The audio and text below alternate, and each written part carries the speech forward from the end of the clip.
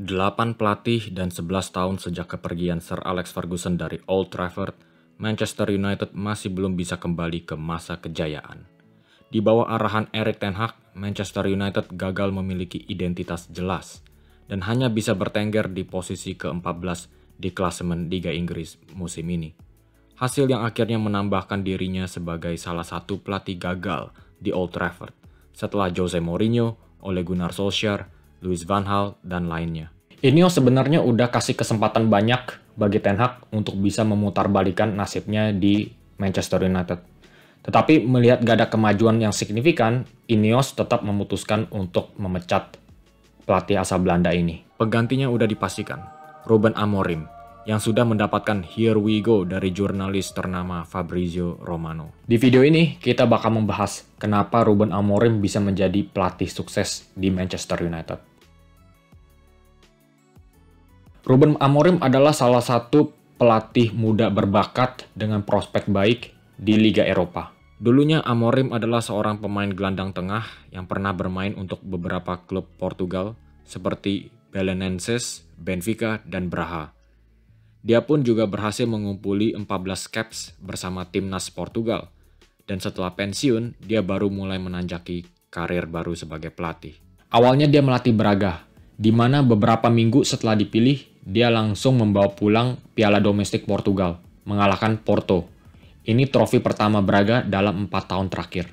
Baru 2 bulan melatih Braga, Sporting mulai melirik-lirik dan memboyong Amorim.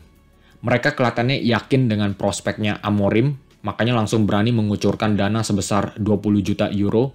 Ini adalah nilai transfer ketiga terbesar untuk seorang pelatih sepanjang sejarah.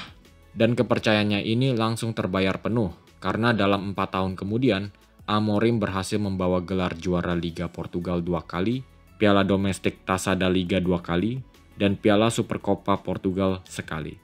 Totalnya ada 5 piala yang diraih Amorim selama di Lisbon. Yang hebatnya, di musim pertama Amorim, Sporting Lisbon langsung berhasil menjuarai Liga Portugal, yaitu di musim 2020-21, sekaligus mengakhiri kekeringan trofi selama 19 tahun. Ini dibuat lebih impresif lagi, mengingat sebelum kedatangan Amorim, Sporting Lisbon sedang mengalami ketidakstabilan, yang digambarkan dengan perubahan pelatih sebanyak 5 kali dalam 2 tahun. Kemudian, bagaimana Amorim bakal menyusun formasi? Selama di Sporting Lisbon, Ruben Amorim lebih sering menggunakan formasi 3-4-3, yang pastinya jauh berbeda dengan norma di Liga Inggris, di mana formasi 4-3-3 atau 4-2-3-1 lebih sering digunakan. Tentunya pemain-pemain Manchester United harus mulai membiasakan diri dengan formasi barunya Ruben Amorim, karena mereka sudah terbiasa dengan formasi yang digunakan oleh Ten Hag, yakni 4-2-3-1. Untuk pembangunan serangan, Amorim menggunakan 3 back tengah dan 2 pivot. 2 wingback yang akan dinaikkan ke atas untuk menciptakan pelebaran lapangan, sedangkan 2 gelandang tengah akan memberikan support ke 1 striker di depan. Formasi 3-4-3 ini cocok dengan keadaan skuad Manchester United saat ini, yang bertaburan dengan banyak back tengah. Total ada 6 back tengah di skuad inti United, yang bisa bergantian sesuai kebutuhan. Di posisi wingback, United agak tipis karena Tyrell Malacia dan Luke Shaw sedang cedera, dan harus mengandalkan Mazraoui di wingback kiri dan Dalot di kanan. Dengan adanya 3 back tengah, pondasi lini pertahanan United akan lebih kokoh, dan akan memberikan keleluasaan lebih bagi Mazraoui dan Dalot untuk bisa mengekspresikan naluri menyerang, yang selama ini sedikit tertekan karena harus membagikan tanggung jawab antara menyerang dan juga bertahan. Namun yang mengkhawatirkan, posisi wingback ini kerap menguras banyak tenaga. Karena nggak cuma harus memberikan support overlap dalam menyerang, tapi mereka juga harus cepat-cepat balik untuk bertahan. Ini akan mempertanyakan masalah cedera, terutama bagi Luke Shaw dan juga Nozer Mazraoui yang nggak pernah jauh-jauh dari ruang medis. Di posisi 2 pivot sudah pasti ada Kobbie Mainoo, pemain paling terampil United dalam memprogresikan bola ke depan. Dengan keterampilan seperti ini, harus didampingi dengan penghancur lapangan, yaitu Manuel Ugarte. Yang menariknya, Manuel Ugarte yang jarang dimainkan oleh Ten Hag sempat dilatih oleh Amorim selama 2 tahun di Sporting, dan sudah mengenali gaya permainannya. Pastinya ini akan sangat membantu transisi di era baru. Nah, ketika dua wingback dinaikkan, tanggung jawab jatuh ke pundak dua jangkar untuk menutup ruang yang ditinggalkan di area sayap. Nah, dengan sistem 3-4-3 ini mengartikan Manchester United akan bermain tanpa sayap alami. Ini pastinya akan mengurangi prospek Marcus Rashford dan juga Alejandro Garnacho. Di sistem ini, United sebaliknya akan menggunakan dua gelandang tengah menyerang, yang kemungkinan besar akan diisikan oleh Bruno Fernandes dan satu pemain lagi. Dilapisi oleh dua pivot, dua gelandang tengah ini dibebaskan untuk mencari kantong ruang di antara dua lini, di mana mereka akan membantu progresi bola ke kotak penalti, sekaligus membuat pergerakan menusuk. Dekatnya jarak antara tiga pemain menyerang memberikan opsi operan lebih direct bagi United. Kita harus membicarakan Bruno Fernandes. Kisahnya Bruno ini cukup tragis.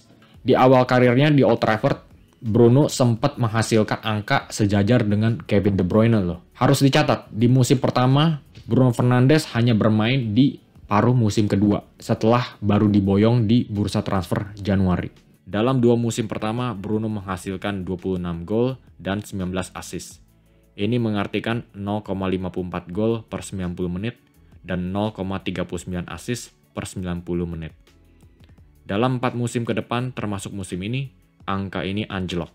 Bruno hanya menghasilkan 28 gol dan 24 assist, yakni 0,24 gol per 90 menit dan 0,21 assist per 90 menit.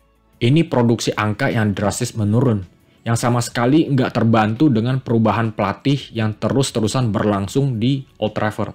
Namun dengan kedatangannya Ruben Amorim, ada harapan besar. Dia bisa menghidupkan kembali karirnya Bruno Fernandes ini yang mulai stagnan. Sama-sama berasal dari Portugal, sama-sama pernah membela Sporting Lisbon. Pastinya ini akan menciptakan keakraban yang jarang terlihat antara pelatih dan pemain. Di samping Bruno ada lebih banyak pertanyaan. Mason Mount yang gagal bersinar di bawah Erik ten Hag memiliki potensi bersinar yang cukup besar, mengingat dia menjadi pemain andalan Thomas Tuchel di Chelsea dengan sistem 3-4-3 yang sama dengan sistemnya Ruben Amorim. Namun bagaimana nasibnya pemain-pemain sayap United? Pasalnya United itu nggak kekurangan pemain sayap. Selain Rashford dan Garnacho, ada Anthony dan Amad Diallo yang masih menunggu waktu bermain. Nah, dengan sistem yang lebih mengandalkan gelandang tengah, bahkan ada tempat yang lebih sedikit bagi Rashford dan Garnacho pula. Ini cukup memprihatinkan, karena Garnacho pemain muda yang sedang naik daun, dan Rashford masih mencari jati dirinya.